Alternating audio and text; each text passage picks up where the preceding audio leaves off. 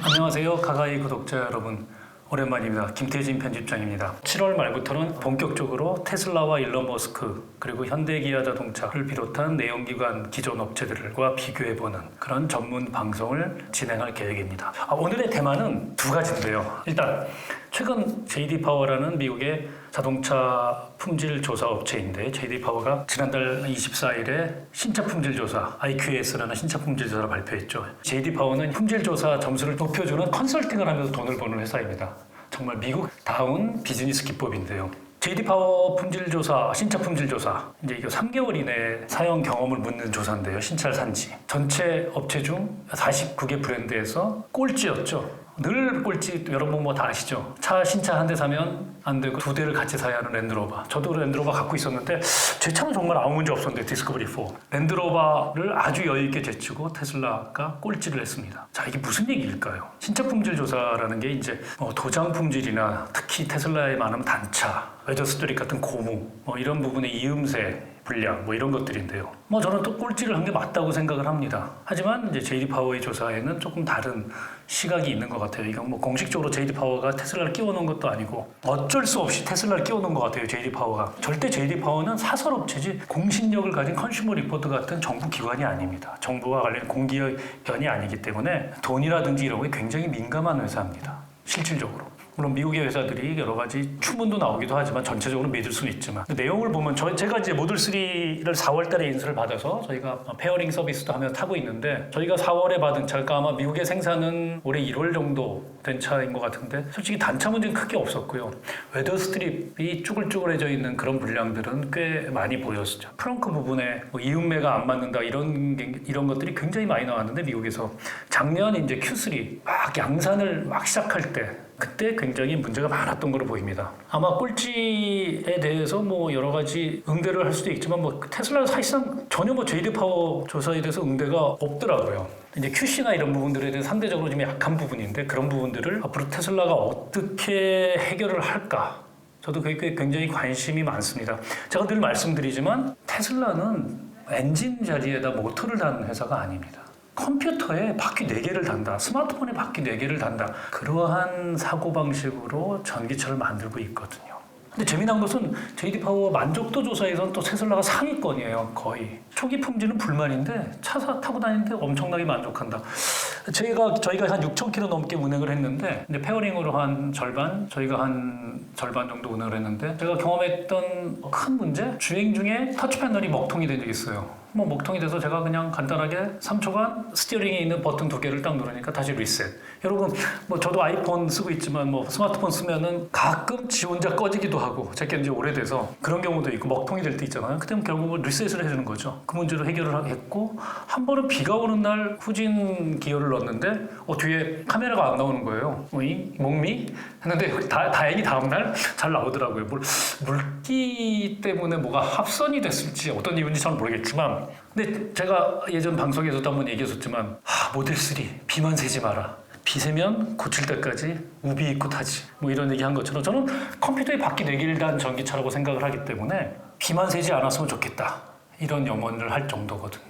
기존 차량과 같이 비교할 수 없다고 생각합니다. 테슬라가 OTA 업데이트라는 부분이 굉장히 강점이잖아요. 여러 가지 문제점을 OTA로 업데이트를 하고 있는데 최근에 현대기아 이 부분을 제가 한번 다뤄보려고 하는데 제네시스를 포함해서 올해 나온 신차들이 거의 대부분 7, 8건, 서너 건 이상은 아반떼, G80, GV80은 디젤 심각한 문제까지 생겼지만 소렌토 모두 무상 수리가 잇따라 이어지고 있죠. 내용을 보면 90% 이상이 소프트웨어 문제입니다. 와이파이를 보고 작업하는 작업자, 현대자동차 노조원의 문제가 아니라 연구개발본부가 정신 못 차린 셈이거든요. 정말 제가 요즘 듣기로 현대차 연구개발본부가 나사가 많이 풀렸다는 얘기를 여러 번 듣습니다. 리더십이 바뀌면서 연구개발본부가 제대로 움직이지 않고 있다는 얘기인데요. 어쨌든 다 소프트웨어 관련인데 전부 AS 센터로 들어가야 됩니다. 이슈 업데이트를 TCU든 어떤 형태의 업데이트를 진행하려면 테슬라라면 만약에 이런 문제가 생겼다면 이건 그냥 간단하게 OTA로 업데이트를 할 수 있거든. 굳이 AS 센터를 안 가도 되는.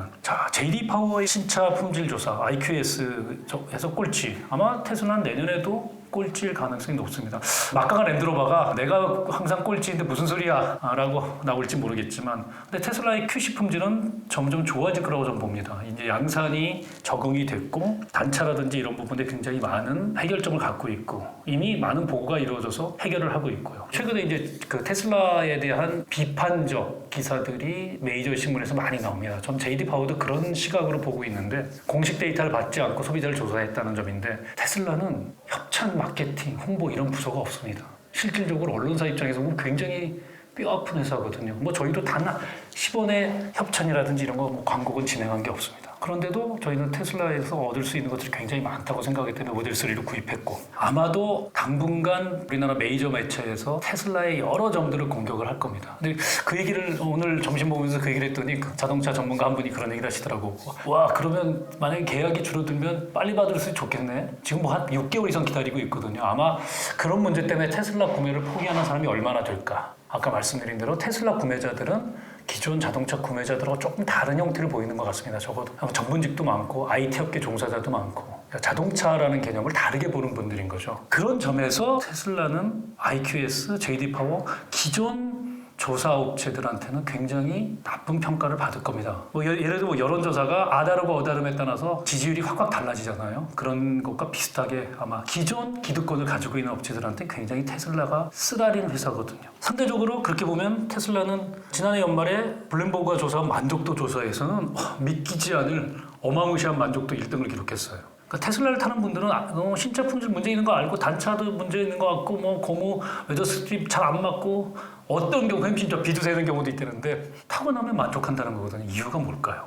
아까 제가 말씀드렸듯이 컴퓨터에 바퀴 4개를 단 차기 때문에 무선 통신으로 업데이트를 하는 차기 때문이죠.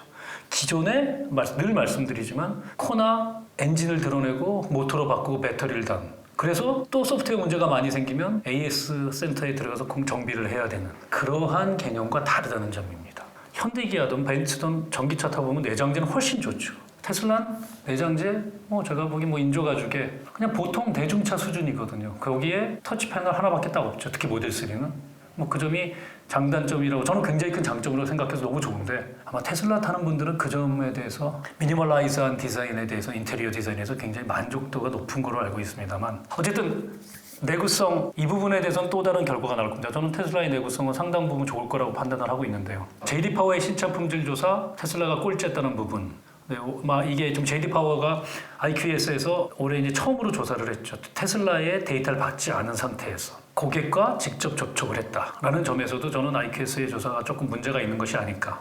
그래서 공식적으로는 JD 파워가 공식 순위에 포함하지는 않았네요. 근데 전체 100대당 불만 건수가 250개다. 늘 꼴찌는 랜드로버가 228개였는데 250개다. 아마도 JD 파워가 모집단으로 조사했던 사람들이 어떤 사람일까 좀 궁금하기도 합니다만. 자, 두 번째 테마.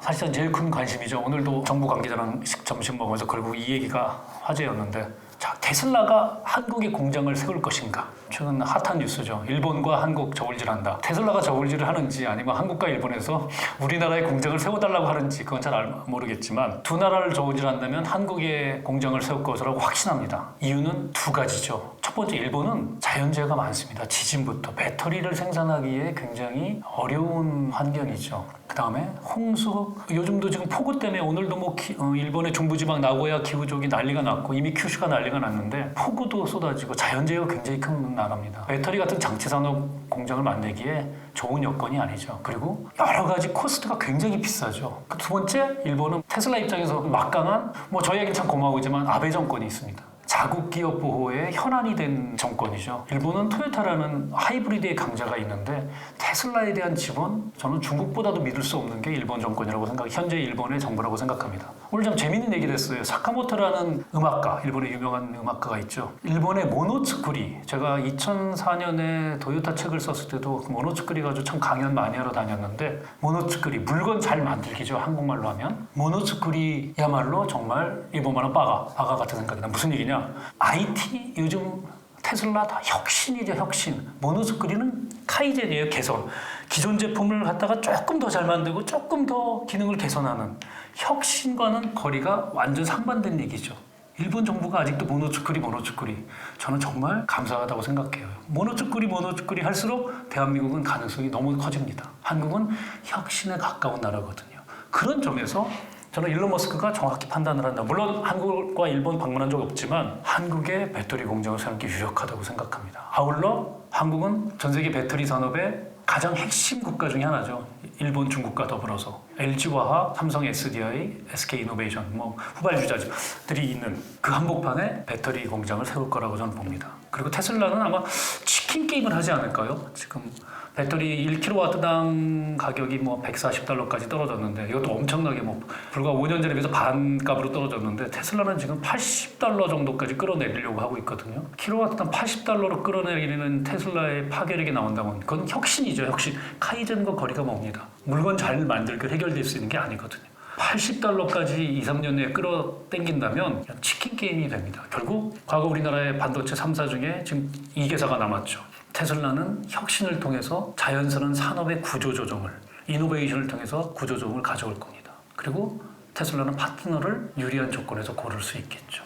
자체 배터리 공장을 돌리면서. 그게 혁신이고 기업가 다운 발상이라고 저는 생각합니다. 아울러 한국에 배터리 공장이 생기면 여러 가지 SOC 차원에서도 저는 굉장히 유리하다고 봅니다. 전기차로 급속히 가고 있는 중국과의 관계도 그렇고 더디게 전기차로 오고 있는 토요타 때문에 하이브리드에 발목 잡혀서 더디게 오고 있는 일본이 아니라 한국이 테슬라 배터리 공장의 가장 유력한 곳이 아닐까. 저는 그렇게 예단을 해봅니다.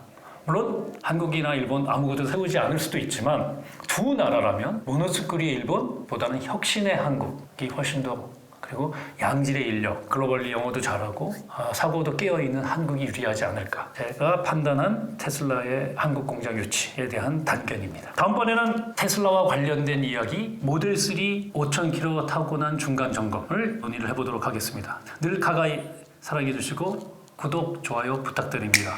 감사합니다.